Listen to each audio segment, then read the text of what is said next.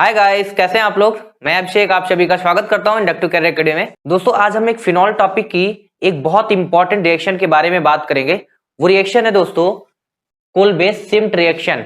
दोस्तों ये बहुत इंपॉर्टेंट है, अक्सर ये बोर्ड एग्जाम में या फिर नीट एग्जाम में या आईआईटी के एग्जाम में अक्सर पूछी जाती है। दोस्तों इस रिएक्शन में क्या होता है, कैसे होगा, क्या बनता है, प्रोडक्ट कैसे बनाएंगे और इसकी पूरी मैकेनिज्म क्या होगी, पूरा डिटेल मैकेनिज्म मैं आपको बताऊंगा। तो इस वीडियो को पूरा देखिएगा शुरू से अंत तक, तो आपको ये रिएक्शन पूरी समझ में आ जाएगी बहुत अच्छे ढंग से। तो दोस्तों होता क्या है कि कोलबे-सिम्ट रिएक्शन में हम फिनॉल लेते हैं, रिएक्शन दोस्तों फिनॉल के साथ होती है। तो कोलबे-सिम्ट रिएक्शन में क्या होता है दोस्तों, हम फिनॉल लेंगे और फिनॉल की रिएक्शन जो होगी वो हम करते हैं सबसे पहले बेस के साथ NaOH यानी एल्कली के साथ करेंगे। NaOH या KOH के साथ करा सकते हैं।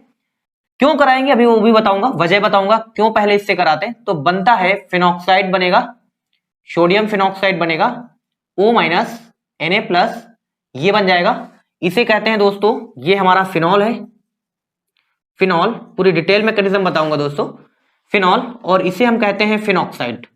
Phenoxide sodium phenoxide, sodium phenoxide है।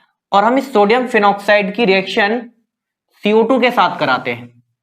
जब CO2 से कराते हैं तो इसके आर्थो पोजीशन पे, इस सोडियम फिनॉक्साइड के आर्थो पोजीशन पे गाइस क्या होता है, COO- ग्रुप आ जाता है। COO- ये जुड़ जाएगा, ये ग्रुप इसके आर्थो पोजीशन पे ये ग्रुप आ जाएगा, जिसका हम एसिडिफिकेशन करेंगे तो हमें मिल जाएगा, शायद उधर नहीं दिख रहा होगा। तो जब हम इसका एसिडिफिकेशन कराते हैं यानी एसिड के साथ रिएक्शन करेंगे तो हमें मिलेगा कुछ ऐसा, ये OH और आर्थो पोजीशन पे क्या हो जाएगा, COOH। और तब दोस्तों हम इसे बोलते हैं सैलिसिलिक एसिड। इसे क्या कहते हैं, सैलिसिलिक एसिड। दोस्तों ये बहुत इंपॉर्टेंट कन्वर्जन भी है, अक्सर पूछा जाता है आपके एग्जाम में कि फिनॉल से सैलिसिलिक एसिड कैसे बनाते हैं हम लोग। तो फिनॉल से सैलिसिलिक एसिड बनाने का मेथड क्या है हमारे पास, कोलबे-सिम्ट रिएक्शन। तो हम सबसे पहले इस रिएक्शन में क्या करते हैं, जो हमारे पास फिनॉल है उसकी रिएक्शन हम NaOH से कराते हैं, तब हमें क्या मिल जाता है, सोडियम फिनॉक्साइड। उसके बाद हम CO2 से कराते हैं। तो दोस्तों क्वेश्चन ये उठता है आपके दिमाग में आ रहा होगा, क्या सर हम CO2 की रिएक्शन डायरेक्ट फिनॉल से नहीं करा सकते क्या? करा सकते हैं, ठीक है, कोई दिक्कत नहीं है, बनेगा। पर होता यह है कि जो फिनॉल, अब जब सोडियम फिनॉक्साइड बन जाता है तो दोस्तों जो सोडियम फिनॉक्साइड होता है वो फिनॉल से ज्यादा रिएक्टिव होता है। ज्यादा रिएक्टिव होगा क्योंकि दोस्तों ये बहुत ही वीक इलेक्ट्रोलाइट होता है। जो CO2 है दोस्तों वीक इलेक्ट्रोलाइट है, इसको चाहिए इलेक्ट्रॉन, तो ये ज्यादा रिएक्टिव होगा इसके रिस्पेक्ट में। तो आप खुद सोचो, इन दोनों में से ज्यादा रिएक्टिव ये वाला ज्यादा रिएक्टिव होता है, तो इसकी रिएक्शन करने की क्या होगी, टेंडेंसी ज्यादा होगी, ज्यादा फास्ट होगी, ज्यादा अच्छे से रिएक्शन कर सकेगा। तो इसलिए हम क्या करते हैं, सबसे पहले फिनॉल को हम फिनॉक्साइड आयन में कन्वर्ट कर लेते हैं, जिससे CO2 की रिएक्शन थोड़ा अच्छे ढंग से हो सके, बेहतर तरीके से हो सके, क्योंकि फिनॉक्साइड आयन की जो रिएक्टिविटी है वो फिनॉल से ज्यादा होती है। उसके बाद हम जब CO2 से इसकी रिएक्शन कराते हैं तो बनता है, आर्थो पोजीशन पे आ जाता है COO-। उसके बाद हम एसिडिफिकेशन करेंगे तो बन जाएगा सैलिसिलिक एसिड, यानी आर्थो पोजीशन पे क्या आ जाएगा, COOH। समझ रहे हैं दोस्तों, यानी एसिड ग्रुप जाके लग जाएगा। तो गाइस इस मैकेनिज्म को समझने के लिए आप इस रिएक्शन को पहले नोट कर ले, जिससे मैं मिटा के इस पूरी रिएक्शन को बहुत अच्छे ढंग से समझा सकूं। तो मैं इसको मिटा देता हूं, ओके, ये आप नोट कर लें। उसके बाद मैं इसकी मैकेनिज्म को पूरा एक्सप्लेन करता हूं, समझाता हूं मैकेनिज्म कैसे होती है, कैसे रिएक्शन बनती है। ठीक है दोस्तों, समझते जाइएगा। तो दोस्तों हमारे पास क्या है, फिनॉल है। सबसे पहले फिनॉल,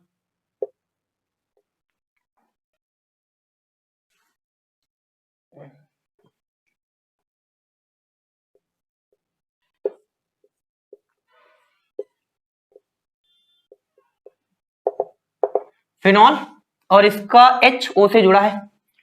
अब हमारे पास सबसे पहले हम क्या कर रहे हैं, फिनॉल को हम रिएक्ट कराते हैं बेस के साथ, फिनॉक्साइड आयन बनाते हैं। तो वो फिनॉक्साइड आयन कैसे बनता है, तो आपको पता है NaOH है, NaOH से हमें क्या मिलेगा, Na+OH-। तो हमें यहां पर मिलेगा OH-। OH- यहां बेस की तरह काम करेगा। क्यों बेस की तरह काम कर रहा है, क्योंकि OH- इलेक्ट्रॉन किसको देने वाला है, H को। कैसे इलेक्ट्रॉन देगा H को, क्योंकि ऑक्सीजन की इलेक्ट्रोनेगेटिविटी इससे ज्यादा है, तो ऑक्सीजन क्या करेगा, इन इलेक्ट्रॉनों को अपनी ओर खींचेगा, जिसकी वजह से इस बॉन्ड में इलेक्ट्रॉनों को खींचने की वजह, जिसकी वजह से H के पास इलेक्ट्रॉनों की कमी हो जाएगी। तो H के पास क्या आएगा, डेल्टा प्लस, और ऑक्सीजन पे आएगा डेल्टा माइनस। अब डेल्टा प्लस आ गया यानी इसके पास इलेक्ट्रॉनों की कमी है, तो H कह रहा है भैया मेरे पास इलेक्ट्रॉनों की कमी है, तो OH माइनस गया, OH माइनस देखा ठीक है इलेक्ट्रॉनों की कमी है तो मैं दे देता हूं तुम्हें इलेक्ट्रॉन। तो OH माइनस क्या करेगा, इलेक्ट्रॉन सप्लाई करेगा किसको, H को। जब H को इलेक्ट्रॉन दे देगा तो ये वाला बॉन्ड क्या होगा, फिर टूटेगा, क्यों, क्योंकि H को इलेक्ट्रॉन इधर से मिल रहा है। तो भैया कह रहा है ऑक्सीजन से तुमने तो मेरे इलेक्ट्रॉन ले लिए, तुम तो मेरे इलेक्ट्रॉन ले लिए, अब इलेक्ट्रॉन मुझे वाला ऑक्सीजन दे रहा है तो मैं इससे जुड़ूंगा, अब तुम्हारे साथ बॉन्ड तोड़ दूंगा। तो H क्या होगा, इससे जुड़ना स्टार्ट होगा, तो इसका बॉन्ड टूटेगा। जब इसका बॉन्ड टूटेगा तो इलेक्ट्रॉन पर किधर जाएगा, O की तरफ शिफ्ट हो जाएगा। तो यहां पर पहले स्टेप में क्या बनेगा, तो कुछ ऐसा बन जाएगा दोस्तों, यहां पर O माइनस ये आ जाएगा और साथ में H2 निकल जाएगा। ठीक है दोस्तों, तो हमें इस तरह से फिनॉल से हमें फिनॉक्साइड आयन हमें इस तरह से प्राप्त होता है, या फिनॉक्साइड आयन हमें इस तरह से मिलता है। अब दोस्तों आगे क्या होगा, अब आगे जो होगा हमारे पास जो फिनॉक्साइड आयन है, अब आगे क्या होने वाला है देखिए दोस्तों, जो हमारे पास फिनॉक्साइड आयन है वो कर सकता है बेंजीन रिंग के साथ रेजोनेंस। तो रेजोनेंस करने की वजह से तो ये बनाएगा क्या, देखिए रेजोनेंस करेगा double single lone pair, resonance हो रहा है, तो ये पाई, ये जो लोन पेयर है ऑक्सीजन के पास जो लोन पेयर है वो इस पाई इलेक्ट्रॉन को क्या करेंगे, रिपेल करेंगे, क्योंकि इसके पास भी निगेटिव चार्ज है, लोन पेयर के पास भी निगेटिव होता है, तो निगेटिव निगेटिव में क्या होगा, रिपल्सन होगा, जिससे पाई इलेक्ट्रॉन क्या होंगे, शिफ्ट होंगे किसके तरफ, इस कार्बन के पास शिफ्ट होंगे।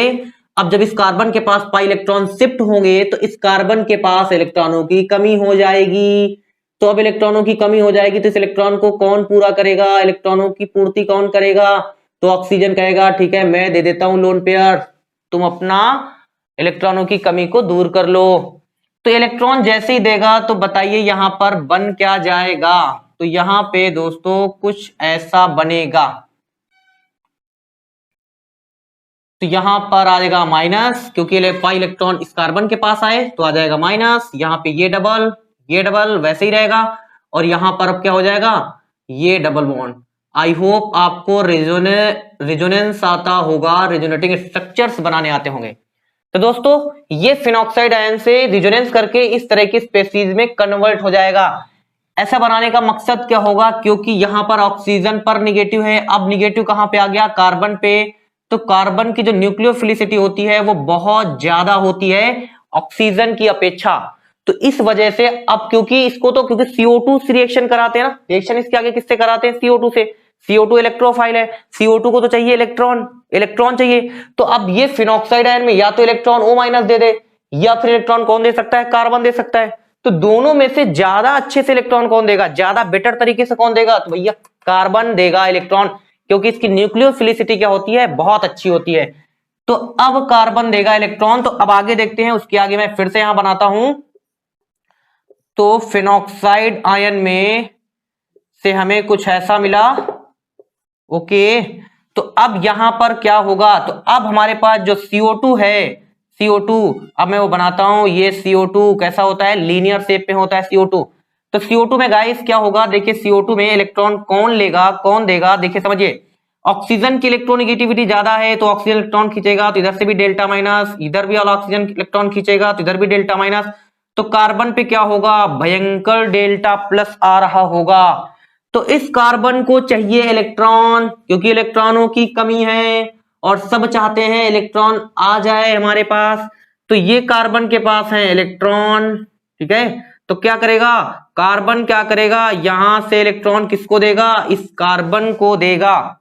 अब जब कार्बन को इलेक्ट्रॉन देगा तो इस वाले कार्बन और इस वाले कार्बन, यानी इस वाले कार्बन और इस वाले कार्बन के बीच में एक नया बॉन्ड बनना शुरू हो जाएगा। तो ध्यान से देखिए, कार्बन अब कितने बॉन्ड बना रहा है, 2 बॉन्ड यहां पर है, 2 बॉन्ड यहां है, 4, एक पांचवा बॉन्ड 5। दोस्तों कार्बन 5 बॉन्ड कभी नहीं बनाता है, वो सिर्फ और सिर्फ 4 बॉन्ड ही बनाता है। इसका मतलब कार्बन के पास का कोई ना कोई एक बॉन्ड टूटेगा। तो इन दोनों में से कोई ना कोई एक बॉन्ड टूट जाएगा। तो आप दोनों सेम है, दोनों एक ही जैसे हैं, तो कोई टेंशन ही नहीं है, कोई भी एक बॉन्ड तोड़ दो। अब जब बॉन्ड टूटेगा तो इलेक्ट्रॉन पेयर किधर जाएगा, ऑक्सीजन की तरफ, क्योंकि ऑक्सीजन की इलेक्ट्रोनेगेटिविटी ज्यादा है। तो ये होगा दोस्तों यहां पर। अब यहां पर ये होने से बनेगा क्या, तो गाइस कुछ ऐसी स्पेसीज हमें मिल जाएगी, यानी यहां डबल था, ये डबल था, ये डबल था, ठीक है, और यहां पर ये जुड़ गया कार्बन के साथ, ठीक है, और ये कार्बन के साथ कौन था, ये डबल बॉन्ड में O जुड़ा हुआ था, और ये क्या था, O माइनस हो जाएगा। क्यों, क्योंकि जब पाई इलेक्ट्रॉन O के पास आए होंगे तो O पे क्या हो जाएगा, माइनस, और एक डबल बॉन्ड तो जैसे था उसको वैसे ही रखना है दोस्तों। तो दोस्तों अब ये कुछ यहां पर ऐसा बन जाएगा।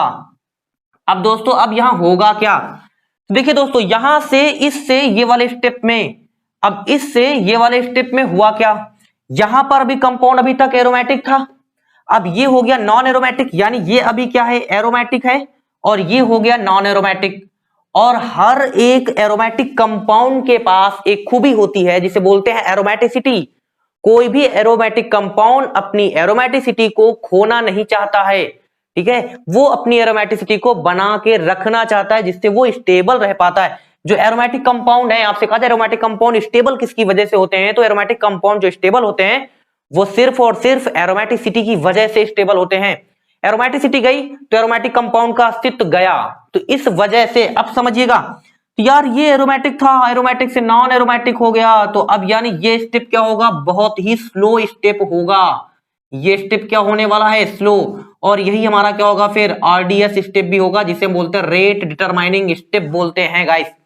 ये स्लो स्टेप होगा, बहुत फास्ट नहीं होगा, बहुत ही स्लोली स्लोली होगा। क्यों, क्योंकि बेचारा एरोमेटिक अपनी एरोमेटिसिटी को लूज करता जा रहा है, खोता जा रहा है। तो अब क्या होगा, अब ये जब अपनी एरोमेटिसिटी खो गया तो बोल रहा भैया मैं तो अनस्टेबल हो गया, अनस्टेबल हो गया, अब मुझे फिर से एरोमेटिसिटी चाहिए, फिर से एरोमेटिसिटी चाहिए। तो अब यहां पे एरोमेटिसिटी कैसे आएगी, तो देखो अपनी एरोमेटिसिटी को पाने के लिए ये फिर अपने में से ही कुछ भी कर सकता है, तो ये क्या करेगा, अपने में अपनी एरोमेटिसिटी पाने के लिए, अपनी एरोमेटिसिटी पाने के लिए इसके पास जो H था, यहां पे जो H छिपा हुआ है उस H को बाहर कर देगा। अब वो H बाहर होगा तब ना, जब उसको कोई इलेक्ट्रॉन देगा H को, कहेगा भैया ये रिंग कह रहा है मुझे अपनी एरोमेटिसिटी चाहिए, ठीक है ऐसा करो तुम निकल जाओ, तो H तो कह रहा है भैया मैं तो तब निकलूंगा जब मुझे कोई इलेक्ट्रॉन दे। तो इलेक्ट्रॉन देने के लिए क्या है, हमारे पास बेस मौजूद है, तो OH माइनस क्या करेगा, OH माइनस इस H को इलेक्ट्रॉन देगा, H को इलेक्ट्रॉन देगा, तो ये O अब इस OH से जुड़ रहा होगा और इसका इलेक्ट्रॉन पेयर इसके पास आएगा, जिससे यहां पर एक नया पाई बॉन्ड बनना शुरू हो जाएगा और इसको एरोमेटिसिटी मिलने लग जाएगी। पर जब दोस्तों जब इसके पास एक नया पाई बॉन्ड बनेगा तो फिर इसका ये वाला पाई बॉन्ड ब्रेक होगा और ब्रेक होके इलेक्ट्रॉन पेयर किधर जाएंगे, O के पास चला जाएगा। तो कुछ दोस्तों यहां पर ऐसा होगा, यहां पर ऐसा होने से हमें मिलेगा क्या, कुछ हमें ऐसा मिलने वाला है। यहां पर आ जाएगा पाई बॉन्ड, यहां पे पाई बॉन्ड था पहले से, यहां भी पहले से था, अब यहां पर पाई बॉन्ड ब्रेक हो गया, सिंगल बॉन्ड बचा, ये रहेगा, और पाई इलेक्ट्रॉन शिफ्ट हुए O के पास, O के पास क्या आएगा, माइनस, कुछ ऐसा बन जाएगा। ठीक है दोस्तों, H निकल गया और यहां पर क्या जुड़ा था, ये जैसे जुड़ा था वैसे ही जुड़ा रहेगा और ये हो जाएगा O माइनस। अब ये गाइस एनायन बने हुए हैं, तो अब इसको क्या चाहिए, सिर्फ अब इसको H प्लस चाहिए, कहीं से इसको H प्लस मिल जाएंगे, तो जैसे ही इसको H प्लस मिलेंगे, H प्लस जैसे ही मिलेंगे तो इन एनायन से O माइनस से क्या हो जाएगा OH, ये वाला O माइनस क्या हो जाएगा OH, तो इसको H प्लस मिलते ही, ठीक है, वो क्या बना लेगा OH और ये बना लेगा COOH। तो गाइस इस तरह से हमें मिलता है सैलिसिलिक एसिड, हमें प्राप्त हो जाता है।